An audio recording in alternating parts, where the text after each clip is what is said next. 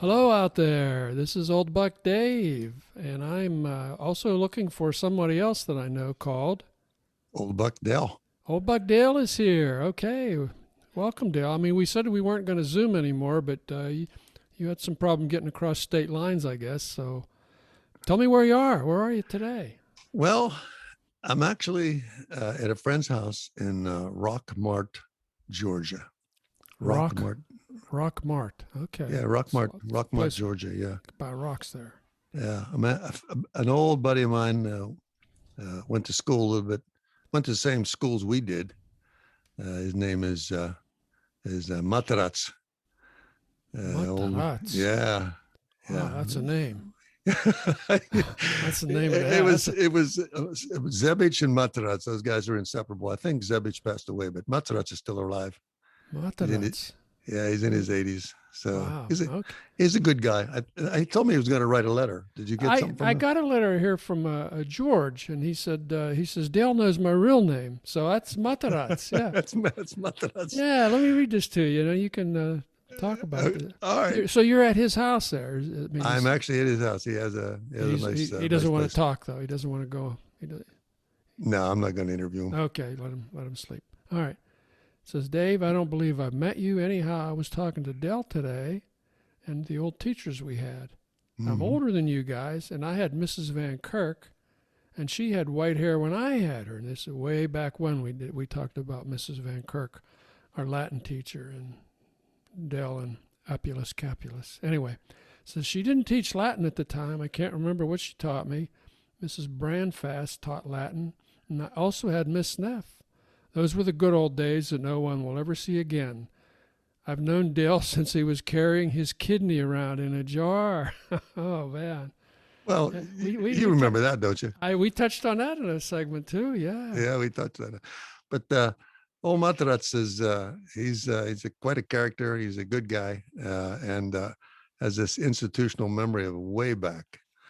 And I always laugh about. I sometimes laugh when I call him. I say, "Tell me what to expect as I get old." As I get old, So I'm not the and only one you do that with. well, he's gone through about it all. I don't think he has any joints that haven't been replaced or something like that. And I think, oh boy. So Yeah. Yeah, anyhow, what our I'm listeners glad he's a don't know. listener. Okay. I'm glad he's a listener. I'm glad too. Welcome, Matarazzo. Yeah. What nationality is that, by the way? It's one of the Slavic countries or something. I don't know. Okay. Okay. Eastern So, European. All right. Good. anyhow, I'm Good all, stuff. Good greetings, stuff. Yeah. greetings to old Greetings to Matarazzo. Matarazzo. Anyway.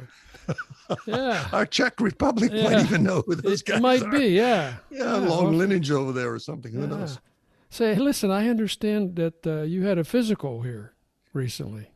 Ah, well, Dave, I've been thinking, and even in our title or in our, what we call ourselves or identify as is two old bucks, and who probably knows more about old than we do. You know what I mean? So We're up there. so anyhow, the reason I mentioned that, or I would mention it, is uh, I assume that you've done your annual physical and you have to go through the blood work and all those things like that, right? You did Oh, it too. absolutely. Yeah, yeah, yeah, yeah. I mean, it's a routine thing. You get moved from pillar to post. You get that other road if they find an what the heck's the word? Anomaly? Yeah, anomaly. Anomaly. Yeah, anomaly. An anomaly. Placebo. Yeah, placebo. Yeah, the word we can never remember. Okay, so he finds something and they send you to this guy and they get you for an MRI or they do this. So it's a tangled web you get caught into when you do this physical. During this course of the physical, he says, well, you seem to be okay for your age. And he says, I have to ask you a question. And so the one question, there was like three. It says, do you sleep well? I think it was something like that. But the one I'm focusing on is when he says, do you fall? Do you fall? Think about that. Of I mean, course you fall. yeah. Well, I mean, that is a big factor. After a certain age, falling causes probably more injuries than anything. So Yeah. he says, did you fall? And I said, so those three questions went down, and I said, no, I haven't fallen. At least, I mean, I haven't tripped in any regular manner or fallen over a rug or something that would maybe indicate that I injured myself in some other Right. way. So to me, it's like that's the essence of what the insurance people want to know. If they find out you're falling, then it's an issue. It's a problem. You have a problem. And then that triggers a bunch of other things. So I come up with a big idea. Another big idea. A big idea. My big idea is simple, is that there must be more questions you could ask that could narrow that down. Yeah. You see where I'm going? You see where I'm going with this? I mean, actually, when my doctor asked me that, I said, do bicycles count? Do falls off of bikes count? And he said, yeah. And he says, no. Oh, it didn't count? No, he said, that's a whole different thing. He said, if you're still riding a bike, you're probably not falling when you're walking anyway. Yeah. Anyway, I'm sorry I broke into that's what ran through my mind there is you could say, well, it doesn't count if I fall off a bike, but how about if I'm drinking? Riding a bike, so you have all these complications. So I'm thinking there has to be qualifiers. A bigger list. Yeah. And my big idea today is I'm going to bet you have the list. I came up with some bigger lists. I'm shocked. Right. Are you? Yeah. This is, like, wow. So you're in where? So, you're in somewhere in Georgia or? Rockmart, Georgia. Okay. Yeah. So, and Materazzi, he understands all these things. In fact, I think I talked about some of them with him, and he was laughing himself about because he's old and he has fallen, so he understood. So anyhow, for example, you could say to you, "Do you fall? Yes or no?" And then you could say, "Do you hold a rail when you walk down the steps?" Okay. Okay, you probably do that, I assume. I do that. I do that. Yeah. Okay. Can you get up off the floor without help or holding on to something? Barely. You still can. Barely. I can still do that. You still can. And there's a technique to that, isn't there? You have to do a certain thing. You have to kind of get that knee tucked underneath roll it. Over. Yeah. So a negative answer to that means you're not well at all. I mean, you got some other issues. So, and then I'm thinking, what about, do you often forget the glasses you're looking for are on your own head? I've done that half a dozen times. I'm thinking, wonder what indication that is when I'm looking for my sunglasses and they're right on top of my hat. They're right there. Okay. All right. Do you talk a lot about visiting other people but never do? Mm-hmm. Okay. To talk about. Can you balance on one leg and put your shorts on? Never. Not even when I was 7 years old, I couldn't do that. I've fallen doing that. I've tried that one time. Like just your cargo shorts, and you get your foot caught in that sleeve. Oh yeah, I get it. You get your foot, and then right over, and like an idiot, you're holding on. You're holding both hands onto the shorts, grabbing for air. Yeah. In the meantime, you're falling face forward right into the floor. A face plant. Yeah. So I admit I do. That's happened to me. Yeah. And another one, do you still think you can climb a ladder? Don't you think that'd be a sign of foolishness to say, oh yeah, I can climb I'm not afraid of climbing a 10-foot ladder, thinking, oh boy.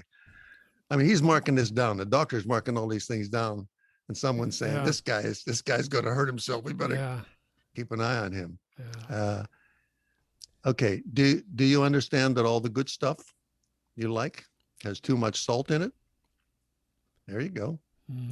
If you say, no, I don't think that's the case. All that processed stuff, no, too much salt.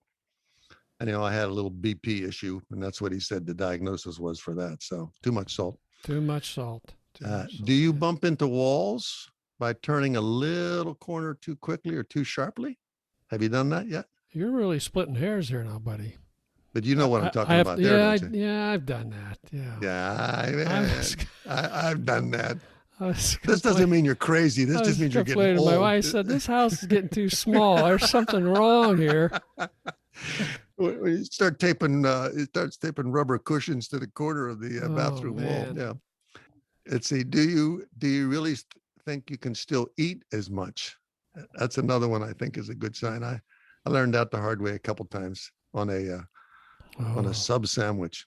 Oh, did I pay dearly? Paid the price. Yeah, the first half was probably more than enough to last me for 48 hours, but I did the second half in the same day, and I thought I was going to die. How about this? Do you have your spouse carry in the bottled water? Wow, I don't know about that one. That's that like means a reach. It means you're strong enough to still do it. So if you say no, I don't. Okay, I got it. I'm still carrying 48 bottles of water in one plastic container. Yeah. That means you're still. Yeah, I mean, this is all a pattern. If someone takes this test, I'll be able to pronounce them a certain, I could pronounce them healthy or not so healthy or foolish. So these are, mentally. So are you gonna charge people for this questionnaire? Or? No, but there'll be probably lots of people write in and lots more. Yeah, it says, and here I threw these in just for fun. This is sort of a mental state. So after all these questions about falling and all this other things, I thought, do you remember episode 13 of Star Trek? Circa 1967. That should be the question. Fail. That the healthcare nurse gives you when she asks you to draw a clock. I've not had to draw any clocks yet. But you don't remember episode 13, do you? Of Star Trek? I do not. Yeah, I wouldn't expect very many people would, but if you do, you're still sharp. You're still sharp. Okay. Let me ask you this: can you carry a cup of water or coffee that's full, that's right to the edge, through a dark room or into a dark room and set it down without spilling it? I've never felt the need to do that, but I'll try. I'll let you know. So you do that? You do that on a regular basis? I can do that, and I can set it down, and I can also then pick it up and drink it while in bed without spilling it. I'm impressed. Except for the one time I did. You probably heard about it. Yeah, too. That was a mess. All the top sheets plus the big red mark on your chest. So that's the things I'm thinking these guys should ask. Start thinking about when you be, because we're old and we know these things, right? Slip into buckdom. Yeah. Why don't you tell our listeners what I always ask you, what to expect? Say, hey Dave, is my knee going to bother me when I do this? And you're going, pretty much. Yeah. Here's the thing. I'm exactly a month older than Dell, so he's always looking to me to say, how am I going to feel next month? Yeah, is that going to start to bother me? And my vision going to get worse? Do you remember when we took up pickleball a couple years ago? I did. When we were young 73-year-olds or something. Something like that, yeah. And after a while, I mean, you wisely backed off. And I, on the other hand, just immersed myself in the game. And to the point where I eventually, had to make an appointment with the orthopedic guy. Remember that? I remember you complained about something that you went for. Yeah, my knees were bad anyway. And I just, one game too many. Might as well push it past the limits here. Anyway, so I hobbled in there, and he looked and he took x-rays. He says, well, your knee cushions, the meniscus thing. He says, they're just about gone, you're bone on bone, blah, blah, blah. He shot me full of steroids. And he said, you'll feel better after a while. And he said, how did this happen anyway? And I said, I'm playing pickleball. And boy, his eyes lit up. He says, pickleball, it's been such a great boon to my business. That's what I mean. If you fill out the form, the doctor can easily say, you're foolish. You shouldn't do this. Yeah. That's why you're overweight. That's why you're doing this. That's why you're old. Yeah. He even gave me a stack of his business cards. He said, leave these on the desk at your gym. I thought I wrote this down. Unusual punishment. I made a note and I said to myself, old age is the price you pay for enjoying your youth too long. Enjoying it. Okay. Old age is the price you pay for enjoying your youth too long. Youth too long. Yeah. All right. You have to I'll buy kind that. of, You have to then, think about it a little bit. and then the other thing I said, old age is what you get for not dying young like you planned. Oh, yeah. Boy, oh boy. Ain't that the truth? Jeez. anyhow, that's my advice to the doctors to refine their application process. And if they answer all those questions, yes, then you could pretty much diagnose them like, okay, you might as well go ahead and book a room down at the local Yeah. You're hospital. ready.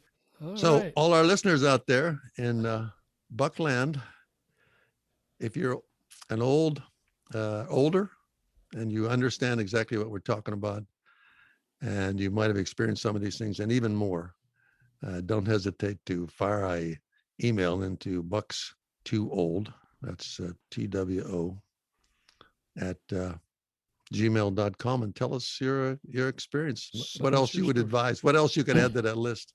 So yeah. you have a great list too, don't you? Did you ever put that list together about about cycling for me? Oh yeah. We could talk about that. I mean, we dropped we spoke about that for a few minutes last episode, I believe. The rules of cycling. These are sort of unofficial rules, or how would you preface Well, that? there's a website, and I'll put it in the podcast liner notes. It's Okay. The Voluminati is the website, but But this is stuff that they've compiled. these are the rules of cycling. Yeah. So these are basically half tongue in cheek, but probably a lot of these guys are totally into this. So I thought I mentioned. A lot of it made sense. I thought there were 20 or so. There are 95. I just checked the website here right before we got online here. And these are rules if you want to. This is for roads, basically for road cycling, although they do talk about off-road cycling a little bit and how you should behave. That sort of I think thing. riders in general probably could benefit, if not get a chuckle out of it. I think there's some serious. Well, there's a like you couple said, here that I tongue-in-cheek. can read. Now you probably have to be a roadie to appreciate these fully, but let me just throw a couple at you here. And this is rule number 7. Rule number 7 for cyclists, right? Yeah, it says tan lines should be cultivated and kept razor sharp. See, that's something that cyclists are so proud of. They got the tan lines around the thighs and around the biceps. With all the shorts and shirts and stuff like that in, right? Right around where their biceps should be. We're all so scrawny in our upper bodies. But they pride themselves on that really sharp tan line. And you, as you're driving down the road and you see a cyclist in all his gear, think his of this kit, that his rule, kit, and you'll know kit. why his or her kit. Oh, kit. Yeah. Oh, Of course, that's number 14. Shorts should be black. Okay. Shorts should be black. None of these crazy colors, blue and pink and all that. Lycra, sort of right? Lycra. Yeah. Oh, absolutely. Yeah. Spandex, all that stuff. Yeah. What about some of those helmet rules? You didn't have to make note of them, did you? I remember them. Oh, well, I know for if you're riding on the road, your helmet cannot have a visor on it. Cannot have a visor. You're a real You're weenie. unroadworthy. Yeah, unroadworthy. That's a good word. Yeah. And is there anything in there that says you mustn't have a basket on the front of your bike or something like that? That probably is. Someone, yeah. Well, here's one, number 25 on that line. It says the bikes on top of your car should be worth more than the car itself. Okay. So good listeners, listen to that one. The bikes on top of your car. These are the titanium or the fiberglass bikes. Should be worth more than the car you're driving. Exactly. Hey. That's I think that probably happens sometimes. So anybody has biker questions, we would encourage you to write to us also. If you're a cyclist and you got some tongue-in-cheek stuff, like I ride a bike, but they're cyclists, fire those letters in. We'll have some fun with them. We'll laugh at them and read those rules, and you got to laugh at them. But a lot of them are true, right? They're half true. Yeah. Yeah. Some of these, I say, some are tongue in cheek, but there's what else do we have here? So the old bucks are getting pretty. We're making some classic advisory comments tonight, I would say. Don't I you would think? say so. Yeah, we're kind of Yeah, the we're doctors about are ready in. to Yeah. turn the corner to where people will be seeking our thoughts on medicine and cycling. Well, listen, I got another couple letters from afar here. If you're interested. Yeah, I'm interested. I'm Okay, interested. we got one here from this is old Buck Bob. I'll call him. Okay. And he says, hi, I just finished listening to your latest show and enjoyed Dave's travels and Dale's antics. You're both doing Antics. antics, yeah. Yeah. You're both doing a great job. And then he's got a story here he tells about, he's referring to our story about our service of being on hold for people. So he just had Yeah. He had a recent major appliance Bucking the big issue. company or something. Yeah, Right? so he had his appliance went out on warranty, and he scheduled his service guy in. The service guy shows up and he says, "Nah, you don't have any warranty." It says you don't have any warranty here. And Bob says, when in fact, I had the warranty right there. Then I showed him. And basically he says, well, my boss has to tell me it's okay. I can't believe you. So, and this sent Bob off on a Telephone wild goose chase or something? Yeah, on a telephone. Well, exactly. It was just like the same thing that I described. He was on hold literally hours in 2 or 3 different places or departments, and of course they're sending him on the merry-go-round. And he said he really suffered a lot, and he wondered if that entitled him to a board seat. Because he's definitely a citizen with an alternative position. He's got an alternative position. Yeah. So I don't know if that gives you a board seat. I mean, we could talk about a board seat, but the monthly dues for a board member are pretty high. Yeah. So I don't know if Bob. I'm laughing. This is interesting from the perspective that here he has at his fingertips the solution to his problem. Yeah. And they put him back on the phone. Yeah. Which is no man's land, right? Out there in no man's land. And he's like, oh my, I could solve this thing. Now I got to spend 2 hours on it. But anyhow, he's sympathetic or sympathizing with our big corporation problem and our thoughts that maybe we should just have a hold service. We'll be on hold for you for as long as it takes, and you can we'll call you back as soon as we get through. As soon as we think you're worth it. Yeah. Anyway, somebody's going to do that. I'm sure somebody's going to come up with that. There'll be an app for that. You just click on the app. It just puts you on hold and it rings you back. Now I've got a very special letter from afar that's really from afar. How far is it? Where is it from? This is from Moscow. Wow. This is our first letter from Moscow. So I think I'm going to read this, and if we need to cut something out, we'll talk to the editorial staff. All right. Okay. You up for listening to this? Yeah. Okay. I mean, first of all, let's give them credit that we can read it. It's not in what is it, acrylic or something, or not acrylic? It's acrylic, Cyrillic. You were close. It was close. Spell it. Acrylic. Acrylic. Yeah. Let's see what is the word. What is it? We just lost. It's Cyrillic. Cyrillic. Cyrillic. Cyrillic. C-Y-R. Yeah. Cyrillic. So it's not in Cyrillic, so you are able to read it. It's in English. It's in very good English. You could take a lesson from this guy. No, I'm sorry. That's not nice. So this is a new listener Valentin, Valentin from Moscow. He's an IT guy. His wife is Nata, Nata. She's a graphic artist. Okay. Now I've seen her work. He's shown me her work. He sent me her work, and it's pretty dazzling. She really does really, really fantastic graphic art stuff.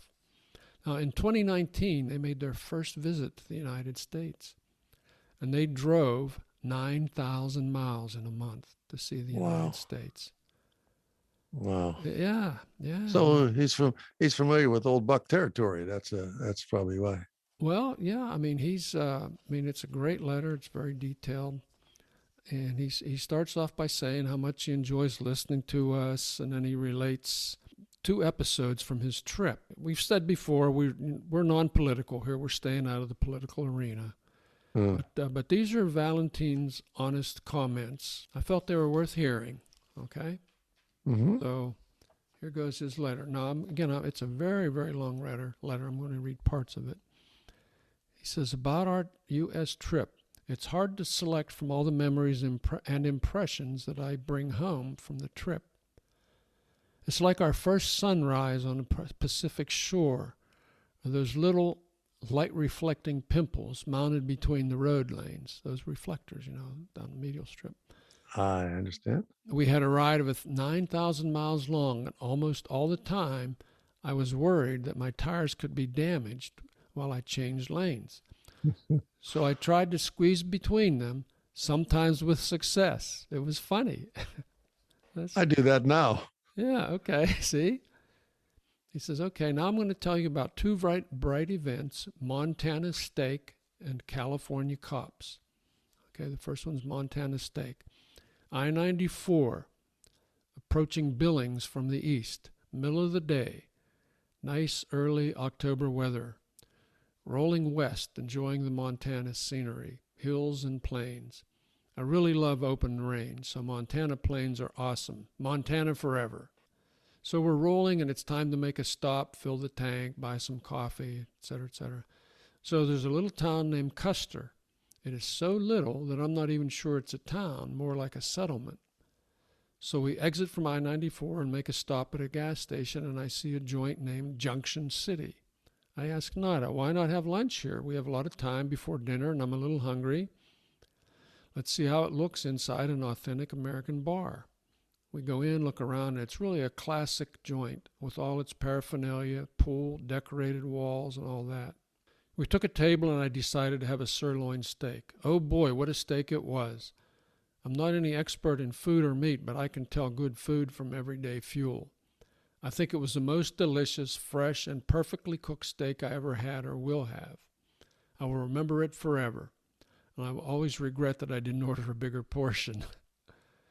In my memory, there will always be an image of of the interior of a classic American bar and me in it enjoying a perfect steak. Oh, that's cute.